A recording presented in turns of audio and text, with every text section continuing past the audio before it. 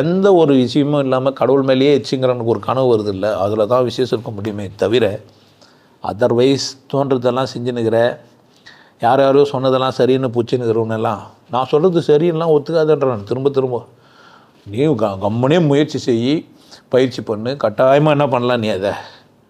இதை விட நான் என்ன செய்ய முடியும்? வரலன்னா கூட அது பிரச்சனை இல்லை, விட்டுறேன். என்ன இப்போ நான் சொல்ல தப்புன்னா நான் எனக்கு கேள அனுபவித்து இன்னொருத்தர் சொன்னால் அவருக்கு உன்னை கூட வேலை செஞ்சார் அதனால சொன்னுக்கிறேன்றான். நிறைய பேர் அனுபவிச்சுன்னு தாங்கிறாங்க.